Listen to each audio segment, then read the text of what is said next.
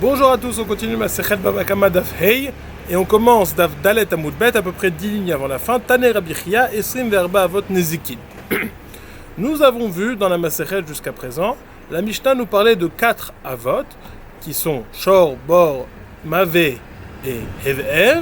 Et la Gemara s'était posé la question, est-ce que les Toladot des Avot sont similaires, les Toladot sont similaires aux Avot, est-ce qu'elles ont les mêmes dynimes ou pas? Conclusion de la Gemara, ils ont les mêmes dynimes, c'est exactement les mêmes dynimes, à l'exception de quelque chose qui s'appelle Tzrorot, qui est considéré une Tolada des Regel, et dans ce cas-là, on sera chayav seulement un demi-nézek, Khatsi Nézek, ça s'appelle une Tolada des Regel, puisque vis-à-vis de ce din, qu'on n'est pas tour Birshut Arabim, et selon Rav Papa, on est méchalé Mina Aliyah et pas Migouf. Cette discussion, j'ai sauté directement à la Maskana, mais ça nous a permis de découvrir tous les Avot Nezikim et en détail, plus en détail, de voir la caractéristique de chacun. Keren Kavanato Leazik, Shen Yeshana Leezeko, Regel Hezeko Matsui, Esh Koachacha Meuravbo, Bor Trilatasiato Lenezek. Ensuite, nous avons vu la question entre Rav et Shmuel sur la définition du mot mavé qui est mentionné dans la Mishnah. Ce Hav qu'on appelle mavé, à quoi fait-il référence? Est-ce que c'est Adam, selon Rav? Est-ce que c'est l'homme qui endommage, selon Rav? Ou est-ce que c'est Shen, c'est la dent? C'est la catégorie qui s'appelle la dent, selon Shmuel. Ça, c'était la discussion. Pour arriver enfin au décompte des Avot de Rabbi Oshaya et de Rabbi Chia. Si dans la Mishnah, on parlait de 4 Avot Nezikim, Rabbi Oshaya en compte, lui, 13, c'est-à-dire qu'il en rajoute 9. Si, dans la Mishnah, on en parlait 4 et Rabbi Oshaya en compte 13, Rabbi Chia, lui en compte 24, c'est-à-dire qu'il en rajoute 11 à ceux de Rabbi Oshaya. Et la Gemara va rentrer dans une discussion, pourquoi est-ce que la Mishnah ne compte pas ceux de Rabbi Oshaya et ne compte pas ceux de Rabbi Chia? Et pourquoi Rabbi Oshaya ne compte pas ne se suffit pas de ce qui est écrit dans la Mishnah? C'est la discussion. Donc hier, on a vu Rabbi Oshaya. Maintenant, aujourd'hui, on va voir Rabbi Chia. On va reprendre brièvement ce qui a été dit par Rabbi Oshaya et le développement de la Gemara. Donc déjà, au sujet du décompte des Avot, nous avons ici en bleu ce qui est compté par la Mishnah, ici en violet ce qui est compté par Rabbi Oshaya, et enfin en bleu ciel ce qui est compté par Rabbi Chia. Donc la Mishnah nous fait le décompte suivant, 4 Avot Nezikim, Shor, Bor, Mavé, Hever. Le Shor, le puits, le Shor, le taureau, Bor, le puits, Mavé. Nous avons vu la discussion entre l'homme et la dent, et Hever, le feu. À cela, Rabbi Oshaya rajoute 4 catégories, les 4 types de gardiens. Le gardien qui garde gratuitement, celui qui emprunte, celui qui garde en se faisant payer, et celui qui loue un objet. Donc le Shomer Chinam, le Shoel, le Nosé Sachar et le Socher. Dans ces 4 cas, s'il a été négligent vis-à-vis de la garde de l'objet, il sera chayav de payer, donc c'est un des Avot Nezikim, ça fait partie des Avot Nezikim. Enfin, les 5 autres qui restent, ce sont Nezek, Tsahar, Ripouy, Shevet, Veboshet, ce sont les différents types de paiement qu'un homme va devoir faire s'il a causé un dommage à son prochain. Il va lui devoir payer le Nezek, le dommage, le Tsahar, la souffrance, le Ripouy, les frais médicaux, le Shevet, le chômage, et la Bochette, la honte qu'il lui a causée.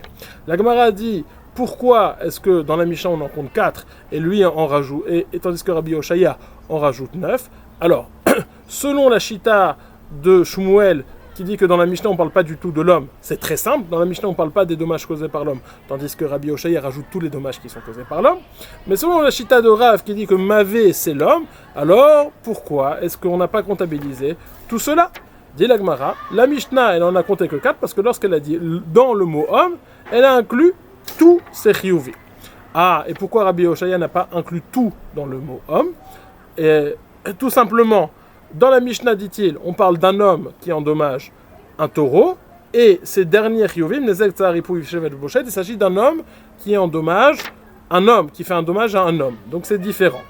Et malgré le fait que les types de Shomrim, Shomer Chinam, Shoel, Nosé Sachar et Shoel, ce sont des hommes qui créent des dommages à un taureau comme dans la Mishnah, le dommage dans la Mishnah est direct, tandis que le dommage dans les 4 Shomrim est indirect. C'est pour ça que Rabbi Oshaya rajoute ces cas. Dans la Mishnah, on parle d'un homme qui a endommagé un taureau de façon directe. Là, on parle d'un homme qui a endommagé un taureau de façon indirecte. Et à la fin, on parle d'un homme qui a créé un dommage à un autre homme.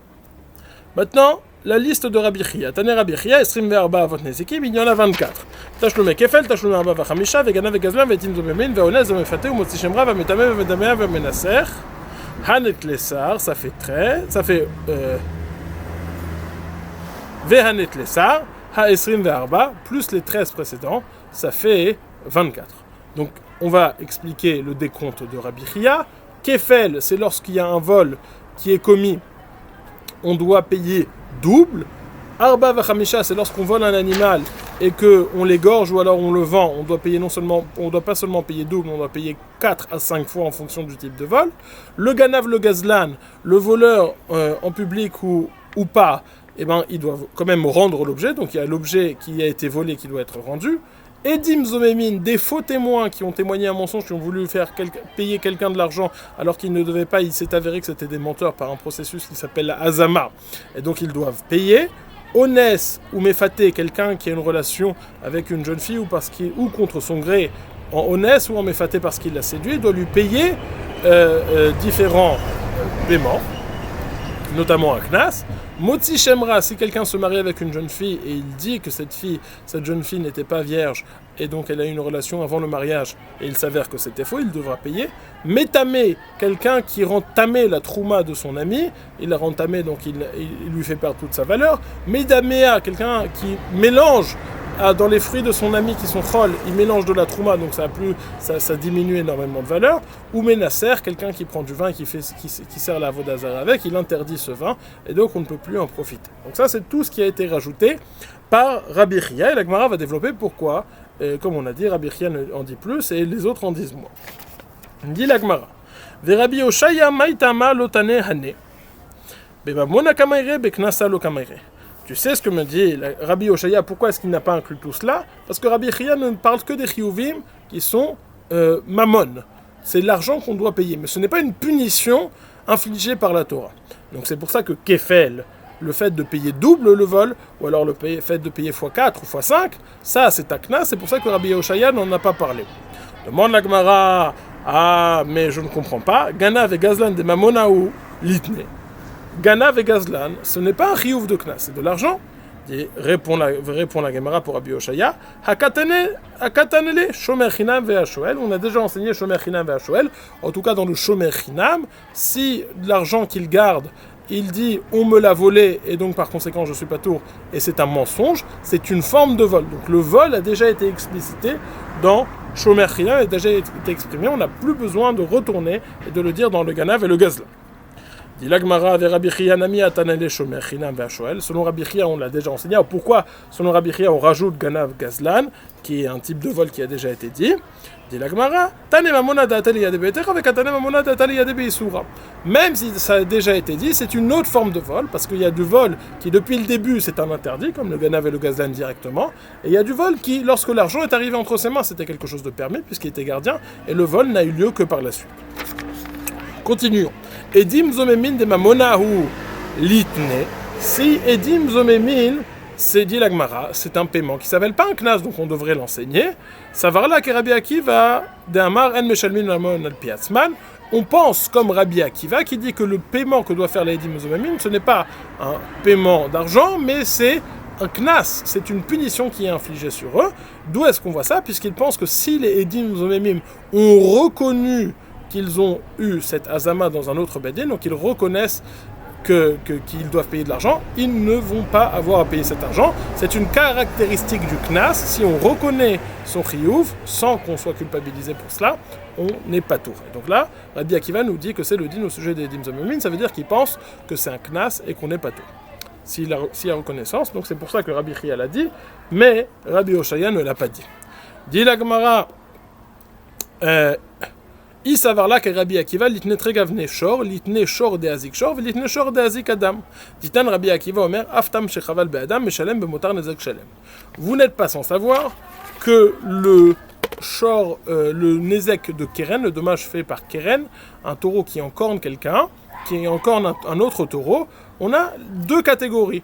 La catégorie du tam et la catégorie du mouad. La catégorie du tam, c'est les premières fois, mouad, c'est après 3 fois. Le tam, il ne va payer qu'un chatsi nezek, qu'un demi-nezek. Tandis qu'à partir du moment où il sera mouad, il devra payer nezek shalem, le dommage complet. Dit Rabbi Akiva, tout cela, c'est bien joli, mais ça n'est que dans le cas d'un taureau qui a encore né un taureau. Mais dans le cas d'un taureau qui a encore né un homme, il devra payer Nezek Shalem. Donc, dit la Gemara, si tu me parles selon la chita de Rabbi Akiva, il pense qu'un taureau qui encorne un taureau, ce n'est pas le même din qu'un taureau qui encorne un homme. Donc tu aurais dû rajouter ce Av Nezikim en me parlant du taureau qui encorne un taureau, il paye Chassin Nezek, et du taureau qui encorne un homme, où il va payer Nezek Shalem. Dit la Gemara, Ha, Tavre Rabbi Akiva l'exisait. Des Tanya Rabbi Akiva Omer Yachol Aftam Shechaval Be'edam Mishalem Min Aliyah Talmud Lomar Yaaselo Migufo Mishalem Ve'eno Mishalem Min Ha'aliyah. Dit la Gemara, oui, c'est vrai qu'on aurait pu le dire, mais étant donné que Rabbi Akiva lui-même a affaibli complètement, parce qu'il a dit certes il paye Nezek Shalem, mais ce prix est limité malgré tout ce paiement est limité au prix du taureau qui a encore né. Donc c'est quand même assez limité. Ça arrive qu'on n'arrive pas à Nezek Shalem. C'est pour ça que l'on n'en a pas fait deux catégories. En tout cas, revenons à notre sujet. Edim Zomemim, on pense comme Rabbi Akiva que c'est un knas. Et on a expliqué pourquoi est-ce qu'on, même si on pensait comme Rabbi Akiva, on ne va pas rapporter un autre type de avot, le taureau qui est encore non. Dit la Gemara.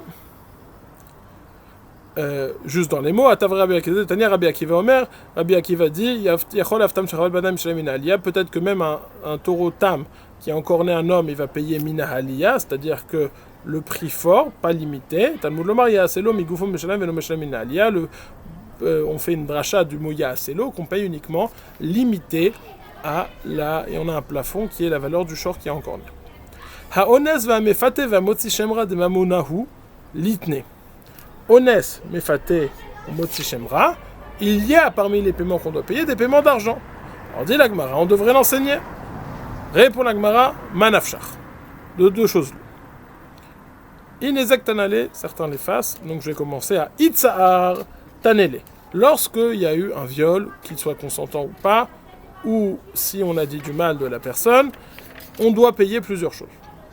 Itzahar Tanele.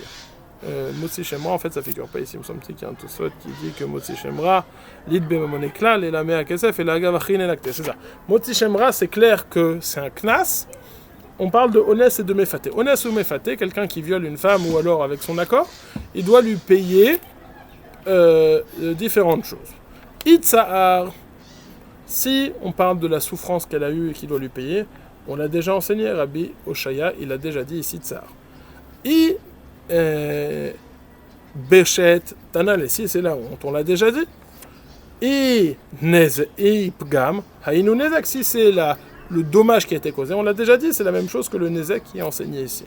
Donc tout a déjà été dit. Qu'est-ce qu'il reste à dire? Le Knas, il paye aussi le Knas dans Ones ou Mefate, dans un Knas.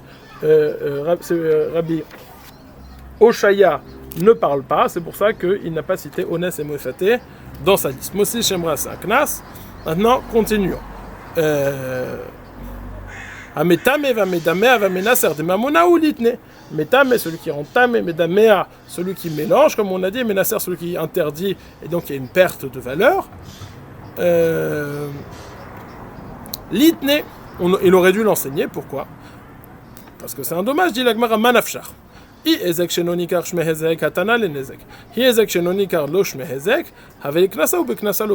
l'agmara, ces trois dernières catégories ont une particularité, que c'est un nezek, un dommage qui n'est pas visible à l'œil nu, c'est-à-dire qu'il ne manque rien à ce dommage. Étant donné qu'il ne manque rien, ça rentre dans la catégorie de nezek shenonika, un dommage qui n'est pas visible. On a une discussion, est-ce que ça s'appelle un nezek, c'est-à-dire est-ce que c'est quelque chose que l'on peut rendre chayav au niveau du droit? Est-ce que c'est quelque chose qu'on peut rendre chayav? Alors, Diagmara, si on pense que ce n'est pas quelque chose sur lequel on peut rendre chayav, alors pourquoi malgré tout il est chayav? Parce que c'est un knas. Pardon. Si tu dis que c'est quelque chose sur lequel on peut rendre chayav, alors c'est un dommage. Dommage, le nezek, on l'a déjà enseigné plus haut. Et si tu dis que ça s'appelle pas un dommage, mais c'est un knas, alors c'est un knas, et c'est pour ça que Rabbi Oshaya ne l'a pas enseigné. Avec les knasa ou les knasa lo kamel. Alors la Gemara veut faire la déduction suivante. Laïma kasava Rabbi Chia hezek shilonikar lo shmehezek deish mehezek hatana le nezek. On a dit, si c'est un Nézek, on l'a déjà dit dans le mot Nézek. Alors ça veut dire que celui qui dit que Metame, Medame ou Menaser, il le met quand même, c'est-à-dire Rabbi Chia, ça veut dire qu'il pense que Ezek chez Nonikar, Loshme Ezek, et que donc c'est un Knas ici.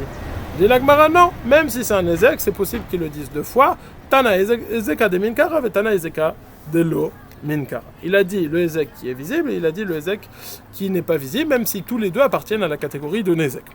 Je sais, je suis allé un petit peu rapidement, parce qu'il y a beaucoup de dîners, de petites variations. Si on reprend clairement, pourquoi est-ce que Rabbi Oshaya n'a pas dit ce que Rabbi Chia a dit? Kefel, Arba Vechamisha, c'est un Knas. Ganav, Gazlan, c'est déjà dit dans Shomer Chinam. Edim Zomemim, c'est un Knas. Ones, ce qui reste, c'est le Knas, parce que Tsar, Bochet et Nezek, ça a déjà été dit. Pareil pour Mefaté. Nezek, Tsar, Bochet, ça a déjà été dit. Knas, on ne le dit pas. Motzi Shemra, c'est un Knas. Mais Tamé, Medame ou Menaser, on pense que c'est un Knas ou on pense que c'est un Nezek, et donc ça a déjà été dit. C'est pour ça que Rabbi Oshaya n'a pas dit tout ce que Rabbi Chia a dit. Bon, voilà, maintenant on a expliqué, on peut avancer à comprendre. Dit l'Agmara Bishlama letana didan tana minyana le maouté de Rabbi Oshaya, avait Rabbi Oshaya tana minyana le maouté de Rabbi Chia, et la minyana de Rabbi Chia le maouté maï. Lorsqu'on dit qu'il y a 4 ou qu'il y en a 13 ou qu'il y en a 24, lorsqu'on dit un chiffre, ça vient exclure d'autres choses. Alors dit l'Agmara, je comprends sur la Mishnah, lorsqu'on dit 4, ça vient exclure les 13 et les 24. Lorsqu'on dit 13, ça vient exclure les 24. Mais pourquoi est-ce qu'on dit 24? Qu'est-ce que cela vient exclure? Dans les mots. Bish, la maletana didan tana minyana le maouté de Rabbi Oshaya, je comprends selon notre Tana, lorsqu'on dit le minyan de 4, ça vient exclure ce que dit Rabbi Oshaya. Ve Rabbi Oshaya tana minyana le maouté de Rabbi Chia. Rabbi Oshaya, lorsqu'il dit 13, ça vient exclure le décompte de Rabbi Chia. Et la minyana de Rabbi Chia, les maouté maï, mais le compte de Rabbi Chia, les 24, qu'est-ce que cela vient-il exclure? Dit l'Agmara, les maouté moser ou mefagel. Pour exclure le délateur, celui qui délate de son prochain juif aux autorités qui ne sont pas sympathiques avec lui, c'est le moins qu'on puisse dire, disons aux autorités communistes, et donc ils vont lui prendre tout son argent. Ça, c'est un dommage qu'il a causé à son prochain, et il n'a pas fait le décompte. Mefagel, c'est le Kohen qui fait des avodot au Beth Amikdash sur le Korban. Il a une mauvaise pensée de faire, par exemple, de consommer cet animal en dehors du temps qui lui est consacré ou au mauvais endroit. Le Korban devient pasoul. Étant donné que le Kohen a une mauvaise marchava, le Korban devient pasoul et donc le propriétaire devra ramener un autre Korban pour s'acquitter de sa dette vis-à-vis du Beth Amikdash. Donc, on a deux types de dommages qui sont causés. Moser, le délateur, ou Mefagel, le Kohen qui rend le Korban pigou. Et lorsque Rabbi Chia nous dit qu'il y en a 24 et pas d'autres, c'est lesquels les pas d'autres, ça vient exclure le Moser et le Mefagel. Dit la Gemara, Velitne. Pourquoi est-ce qu'on les a exclus? Bishlama Mefagel Bekodashim Lukamegret. Dit la Gemara, je comprends, Mefagel, ça a trait au Beth Amikdash. Lorsqu'on parle, on ne parle pas de tout ce qui a trait au Beth Amikdash de Kodashim. Et la Moser Maïta Malotane. Dit la Gemara, pourquoi est-ce qu'on n'a pas parlé du Moser, du délateur? Réponse, chez Animoser de Dibura ou Bedibura Lokamaere. Étant donné que le délateur c'est quelque chose qui ne fait qu'avec la parole, dans les Avot Nezikim on ne parle pas de ce qui se fait avec la parole. Et la Gemara, bon, mais parmi les Avot Nezikim que Rabbi Chia, toi tu as compté, on a deux choses qui se font avec la parole. On a Motzi Shemra, celui qui dit que sa femme n'était pas vierge, elle a une relation avant mariage, et Edim Zomemim, les faux témoignages. Dit la Gemara, Veha Motzi Shemra de Dibura ou Vekatane Dibura Vekatane. Pourtant, Motzi Shemra, ça ne se fait qu'avec la parole, et on l'a quand même mis dans le décompte. Réponse de la Gemara, Dibura de Idbe Maasehu. C'est une parole, mais qui a une action, puisqu'il a découvert cela, ou en tout cas il dit qu'il a découvert cela, par le biais d'une relation intime avec sa femme. Alors, dit la Gemara, bon, je comprends que Motzi Shemra, ça n'est pas une question. Veha Edim Zomemim. Dibura de l'idbe Maasehu Vekatane. Edim Zomemim, le faux témoignage qu'il dit, c'est une parole qui n'est basée sur rien, il n'y a aucune action derrière, et malgré tout, on l'a mis dans le décompte. Dit la Gemara, Hatam afalgav de l'idbe Maaser, Achmana kraye Maaser, dirtiv asitem lo kasher zamam la asot le achiv. Dit la Gemara, c'est vrai, il n'y a pas d'action, mais la Torah appelle ce qu'ils font une action, donc c'est pour ça qu'on l'a rentré dans le décompte. Où est-ce que la Torah dit ça?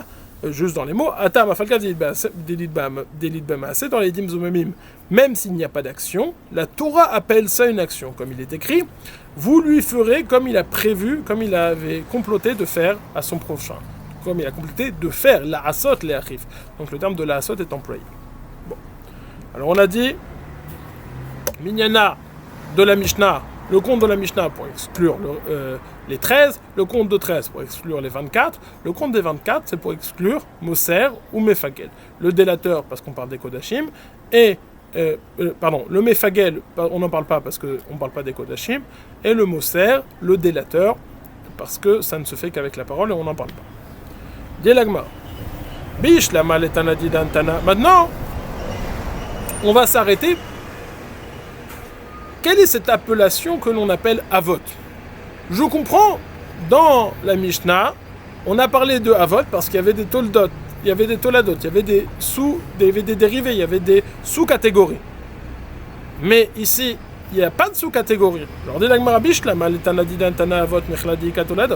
dans notre Mishnah, on a appelé des Avot parce qu'il y avait des Toladot, il y avait d'autres cas. Et là, les Rabbi Chia et Rabbi Oshaya, Avol, Michladi, Toladot, Toldoten, Mainihu. Mais selon Rabbi Chia et selon Rabbi Oshaya, lorsqu'on dit Avot, c'est-à-dire qu'il y a des Toladot, c'est quoi les Toladot de ces cas-là? Il n'y a pas de Toladot. Dit l'Agmara, Amar Rabbi Abaou, Kulan, ke Avot, les Shalem et Meitav. Lorsqu'on dit que ce sont des Avot, ça veut dire que c'est comme des Avot vis-à-vis du digne de payer de Meitav. Maïtama, d'où savons-nous cela? Atiata chatnetina yeshalem kesef, parce qu'on a une xerashavot avec le mot tachat, ou avec le mot netina, avec le mot yeshalem, ou avec le mot kesef. Quel est ce digne de payer du meitav? Lorsque on a les terrains, on peut classer les terrains en 3 catégories: Aïdit, Benonit, Ziburit. Terrain de catégorie supérieure, de catégorie moyenne et de catégorie inférieure, de qualité inférieure.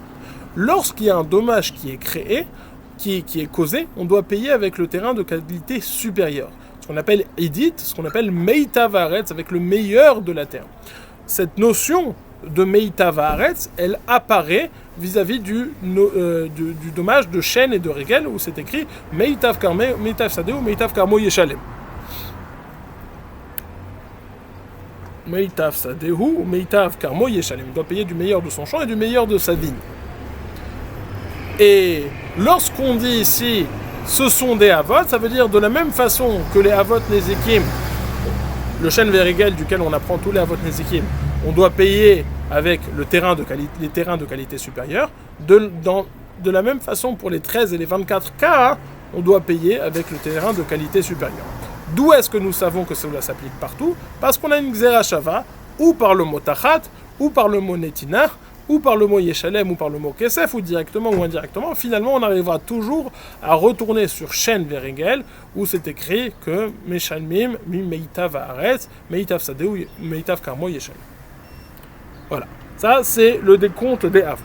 Maintenant nous revenons sur l'enseignement de la Mishnah. Dans la Mishnah nous avions dit une phrase suivante, que nous avons expliqué longuement lorsqu'on a présenté la marloquette entre Rav et Shmuel au sujet du Mavé. La phrase était la suivante: Lo hare Ashor ke hare Mavé, velo hare Mavé ke hare Ashor. Les dynimes du Shor ne sont pas comme le Mavé, les dynimes du Mavé ne sont pas comme le Shor. Nous, lorsqu'on a lu la Mishnah, lorsqu'on a lu la Gemara, on avait déjà expliqué le sens de cela. Mais là, ici, la Gemara demande qu'est-ce que ça veut dire. Maïka Amar. Vis-à-vis de quoi avons-nous besoin de préciser que les dynimes de l'un ne sont pas comme les dynimes de l'autre? Amar Rav Zevid, Mishmei de Rava. Rav Zevid dit au nom de Rava. Achika Amar. En fait, on était en train de dire la chose suivante. L'irtav rachamana chada v'teisein dachmine. On n'a qu'à écrire, au lieu d'écrire et le shor et le mavé, on n'a qu'à écrire un des deux, ou le shor et le mavé, et je pourrais déduire l'autre de ce premier. Et c'est pour ça qu'on a besoin de dire le din de l'un n'est pas comme le din de l'autre, donc je ne peux pas faire cette déduction, et le din de l'autre n'est pas comme le din de l'un, je ne peux pas faire non plus la déduction inverse, donc j'ai besoin d'écrire les deux, je ne peux m'en contenter de un seulement. Ave hadar, c'est ce que dit la Gemara, hadarama chada mi chada lo atia. Après, par la suite, la Mishnah nous dit un de l'autre, tu ne vas pas pouvoir déduire. Bon. Dans la suite de la Mishnah, on nous dit alors, et le din du shor et du mavé ne me permet pas d'apprendre le hesh. Pourquoi? Parce qu'il y a un point commun entre le shor et le mavé. Le shor et le mavé ont tous les deux un souffle de vie. Ce sont tous deux des êtres vivants, ce qui n'est pas le cas du feu. Et donc, je ne peux pas me... Et donc, ce que va expliquer la Gemara tout de suite, c'est que je ne peux pas me contenter d'avoir écrit et le shor et le mavé pour apprendre le feu. Pour apprendre le feu, il faut que j'écrive le shor, le mavé et le hesh. Demande la Gemara, explique la Gemara ce que je viens de dire à l'oral. Maïka Amar, qu'est-ce qu'on est en train de dire? Quel est le sujet? Amar Mesharshia Mishme de Rava, Achika Amar Mesharshia dit au nom de Rava. C'est ça qu'on est en train de dire. L'Irtov, on tourne la page, l'Irtov Rachamana Tarte Veteite Idachmine, on n'a qu'à écrire, la Torah aurait pu écrire et le Shor et le Mavé, et j'aurais déduit les autres de cela. Veteite Idachminayu. Adaramar Chadam Itarte Loate. Finalement, la Mishnah nous dit non, je ne peux pas déduire un de deux, même si j'en ai écrit deux, je ne pourrais pas déduire le troisième, puisqu'il y a un point commun sur ces deux premiers, le Shor et le Mavé, qu'ils ont un souffle de vie, ce qui n'est pas le cas du feu. Point. Maintenant, nous allons rentrer dans d'autres scénarios possibles. Est-ce que la Torah réellement aurait pu écrire l'un et j'aurais pu faire les autres déductions? Alors, on va reprendre les avot dont nous sommes en train de parler. On a Keren, Shen, Regel, Bor, Adam, Esh. Si j'en mets deux et que ils ont un point en commun, alors je peux dire la raison pour laquelle je suis chayav, c'est parce qu'ils ont ce point en commun. Mais je ne pourrais pas déduire pour un cas qui n'a pas ce point en commun. Par exemple, là nous avons Keren, Shen, Regel, Bor, Adam, Esh. Si j'écris dans la Torah Keren et Shen, alors je vais pouvoir dire il y a un point commun entre Keren et Shen, que c'est quelque chose qui endommage. Darkol et Lech ou Leazik. Donc je vais pouvoir déduire Regel, je vais pouvoir déduire l'homme et je vais pouvoir déduire le feu. Mais par contre, je ne vais pas pouvoir déduire le Nézek qui s'appelle le Bor, le puits, parce que je vais dire uniquement Keren et Shen, je suis Chayav, parce que Darkan, les Lech ou Leazik, mais le puits, je ne suis pas Chayav. Mais le puits, peut-être que je ne suis pas Chayav. Et donc, en cela, demande la Gemara, est-ce que j'ai une solution pour en dire deux et déduire tous les autres de cela? Alors, Amarava, Rava nous dit, Vechoulou.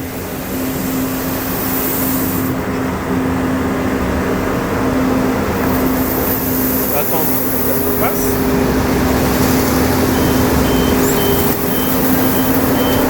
Ça ne passe pas.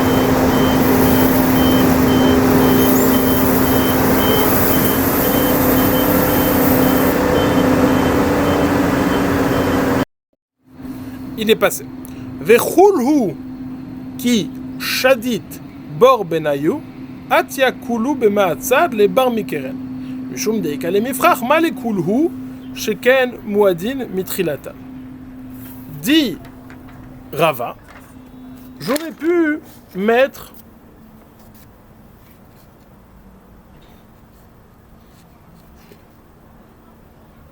si j'en mets deux.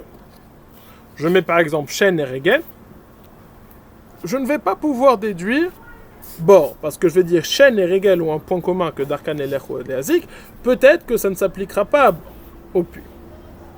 Ou alors, si j'ai mis Shen et Bor, etc. Bon. Rava nous dit, si tu mets Bor avec un des autres, tu vas pouvoir déduire tout à l'exception de Keren. Pourquoi? Si tu mets Bor avec Regel, alors, je vais pouvoir déduire Shen, je vais pouvoir déduire Adam, je vais pouvoir déduire Esh, puisque je vais voir que le point commun entre Regel et Bor, c'est qu'il y a un dommage qui est créé. Alors, à chaque fois que le dommage est créé, il y a un problème. La question c'est, est-ce que je vais pouvoir déduire Keren de cela? Non, parce que malgré tout, entre Regel et Bor, il y a une particularité, parce que Mouadim Mitrilatam. Ils sont Mouad depuis le début, ce qui n'est pas le cas de Keren, puisque Keren, au début, c'est un short tam, il paye un demi-nézek, que par la suite, il paye un nézek shalem. Donc, dit Rava, Vechulhu, qui shadit bor benayu, atiakulhu bemaatzad, levar mikeren, mishum dikaleme, frachma lekulhu, sheken muadin mitrilatan. Si tu mets bor avec Regel, ou bor avec Shen, ou bor avec Adam, ou bor avec Esh, tu peux tous les déduire, à l'exception de Keren, puisqu'il y aura toujours un point commun entre tous, qu'ils sont muadin mitrilatan, qui sont muad depuis le début, ce qui n'est pas le cas du Keren. Dit la Gemara, ou les mandamar aderaba Keren adifa chez Kavanato le Hazik. Et il y a un mandamar qui dit que non, le fait de dire que Keren il est tam au début, ce n'est pas une picha. Parce que keren, c'est sûr qu'il est plus ramour que tout cela, puisque kavanato leazik. Donc ça n'est pas une picha. Donc même si j'ai dit bor et regel, je pourrais déduire shen, adam et esh, et même keren, parce qu'il n'y aura pas d'objection à faire, puisque keren est de toute façon, selon ce mandamar, plus ramour que shen, regel, bor et adam et esh. Donc dit la Gemara, ou les mandamar aderaba keren adifa chez kavanato leazik afil ou keren namiatia.